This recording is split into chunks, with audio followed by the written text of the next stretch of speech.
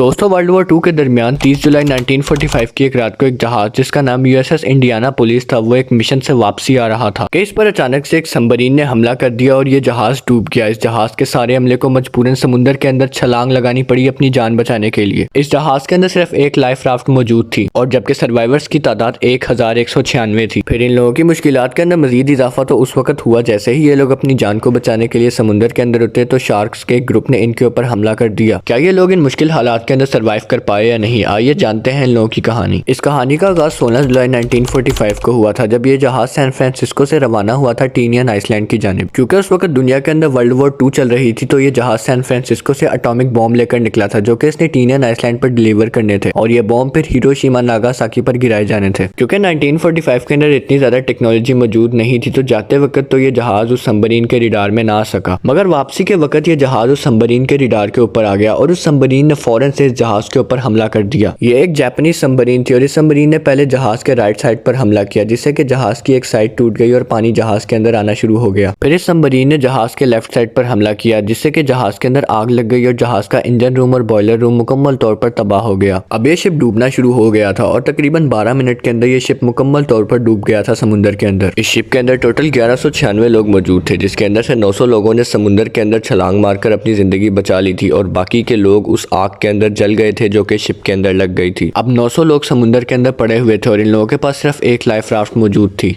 इन लोगों के पास जो लाइफ राफ्ट मौजूद थी उसकी कैपेसिटी सिर्फ 50 से 60 लोगों की, जबकि इन लोगों की तादाद 900 के करीब थी। यहाँ पर इन लोगों ने बहुत ही ज्यादा समझदारी से काम लिया और एक प्लान बनाया कि कुछ लोग उस राफ्ट के ऊपर रहेंगे जबकि कुछ लोग उस राफ्ट का सहारा लेकर समुद्र के अंदर ही रहेंगे। इन लोगों का ये प्लान था कि ये लोग तब तक ऐसे ही सर्वाइव करेंगे जब तक इनके लिए कोई हेल्प नहीं आ जाती या फिर कोई इन्हें रेस्क्यू नहीं कर लेता। मगर यहाँ पर इन लोगों की कहानी के अंदर एक बहुत बड़ा ट्विस्ट आया। पैसिफिक ओशन के अंदर मौजूद शार्क्स के ग्रुप ने इनके ऊपर अचानक से हमला कर दिया और यह हमला इस कदर ज्यादा खतरनाक था कि इन लोगों को संभलने का मौका ही ना मिल सका। जो लोग राफ्ट का सहारा लेकर समुद्र के अंदर थे शार्क्स ने उन लोगों को वहीं से नीचे खींच लिया और फिर ये लोग दोबारा कभी भी पैसिफिक ओशन के ऊपर ना आ सके। इन लोगों के ऊपर काफी ज्यादा शार्क्स ने एक साथ हमला किया था और इन लोगों की तादाद भी 900 के करीब थी। तो ये मंजर इस कदर ज्यादा खतरनाक था कि उस हिस्से से पैसिफिक ओशन का पानी ही लाल रंग का हो गया था उन सर्वाइवर्स के खून की वजह से। अब इन लोगों ने शार्क्स के हमले से बचने के लिए एक दूसरे के हाथ पकड़ लिए और ग्रुप बना लिया ताकि वो शार्क्स इनको पानी के अंदर ना खींच सके, क्योंकि शार्क ज्यादातर इंडिविजुअल बंदे को ही पानी के अंदर खींच कर खा जाती है। और जहाज का कुछ मलबा अभी समुद्र के ऊपर मौजूद था। कुछ लोग उन शार्क्स के अटैक से बचने के लिए उन जहाज के मलबे के ऊपर चढ़ गए थे। इस हमले के बाद 900 में से सिर्फ 317 लोग बच पाए थे, यानी अब सर्वाइवर्स की तादाद 1196 में से सिर्फ 317 रह गई थी और अभी इन 317 लोगों को भी नहीं पता था कि ये लोग आगे बच पाएंगे या नहीं। इन लोगों की मुश्किलात में अभी कमी नहीं हुई थी। इन लोगों की खुशकिस्मती थी कि इन लोगों के पास जो लाइफ राफ्ट मौजूद थी उसे रबड़ के साथ एक स्पेशल डिजाइन के थ्रू बनाया गया था जिससे वो काफी ज्यादा लंबे अरसे तक इस्तेमाल हो सकती है। अब इन 317 लोगों ने एक ही लाइफ राफ्ट पर एडजस्ट किया। दोस्तों भूख, गर्मी और प्यास की शिद्दत बढ़ती जा रही थी। सूरज की वजह से इन लोगों की स्किन मुकम्मल तौर पर जल चुकी थी। इन लोगों के पास ना ही खाने के लिए कुछ था और ना ही पीने के लिए साफ पानी था। इन सर्वाइवर्स के लिए एक और चैलेंज ये था कि समुद्र की लहरें बहुत ज्यादा तेज थी। इन लोगों को समुद्र की लहरों के साथ भी लड़ना पड़ा। इन लोगों को बहुत मुश्किल से अपनी जान बचानी पड़ी। इन लोगों की हालत बिल्कुल मरने वाली हो गई थी क्योंकि इन लोगों के पास ना ही कुछ खाने को था ना ही कुछ पीने को था, मगर फिर भी इन लोगों ने हिम्मत ना हारी। अब इन लोगों को उस लाइफ राफ्ट के अंदर सर्वाइव करते हुए 4 दिन गुजर चुके थे और फाइनली चौथे दिन इन लोगों की सुनी गई। अमेरिका का एक जहाज पैसिफिक ओशन के ऊपर पेट्रोलिंग कर रहा था। उस जहाज के पायलट ने इन लोगों को राफ्ट के ऊपर पड़े हुए देखा। वो पायलट जो इस प्लेन को चला रहे थे उनका नाम एड्रियन मार्क्स था। उन्होंने फौरन से रेस्क्यू टीम्स को इत्तला की और खुद भी अपना प्लेन समुद्र के अंदर उतारा इन लोगों की हेल्प करने के लिए। इन लोगों को रेस्क्यू करने के लिए डिफरेंट राफ्ट्स भेजी गई और साथ में कई प्लेन भी भेजे गए। कैप्टन एड्रियन मार्क्स ने खुद भी अपना प्लेन समुद्र के अंदर उतारा और जितने लोग उनके प्लेन के अंदर आ सकते थे उतने लोगों को अपने प्लेन के अंदर बिठाकर रेस्क्यू किया और हॉस्पिटल पहुंचाया। कैप्टन एड्रियन मार्क्स का प्लेन को बहुत ज्यादा नुकसान पहुंचा इन लोगों को बचाने के चक्कर में, लेकिन फिर भी उन्होंने इन सब लोगों की हेल्प की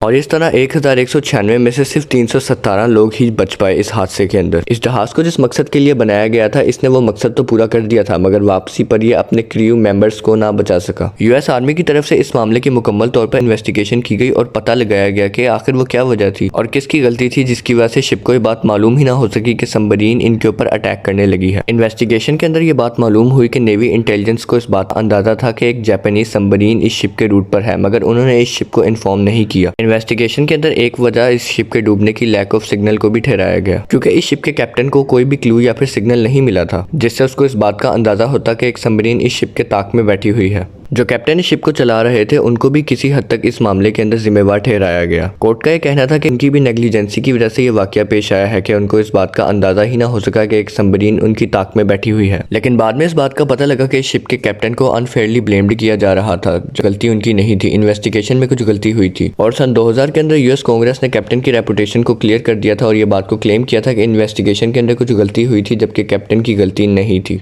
दोस्तों, ये थी कहानी यूएसएस इंडियाना पुलिस के उन सर्वाइवर्स की जिन्होंने बेहद मुश्किलात के बाद हिम्मत ना हारी। पहले जहाज़ के अटैक के अंदर से अपने आप को बचाया, उसके बाद शार्क के अटैक से अपने आप को बचाया और फिर भी 4 दिन तक समुद्र के अंदर सर्वाइव किया भूखे प्यासे रहकर। लेकिन इन सर्वाइवर्स की बहादुरी थी जिन्होंने इनकी हिम्मत को कम ना होने दिया और आखिरकार इन्होंने अपनी ज़िंदगी बचा ही ली। इस कहानी से हमें बहुत कुछ सीखने को मिलता है कि अगर इंसान के अंदर हिम्मत और हौसला हो तो वो कुछ भी कर सकता है और इंसान को हर किस्म के हालात के अंदर सर्वाइव करना चाहिए, बल्कि ना ही हिम्मत हार देनी चाहिए। उम्मीद करता हूं दोस्तों आप लोगों को वीडियो अच्छी लगी होगी। अगर इस वीडियो के अंदर मुझसे कोई इन्फॉर्मेशन गलत दे दी गई हो तो आप मुझे कमेंट सेक्शन में ज़रूर गाइड कर सकते हैं। मिलते हैं आपसे अगली वीडियो में। अपना ख्याल रखिएगा, तब तक के लिए अल्लाह हाफिज़।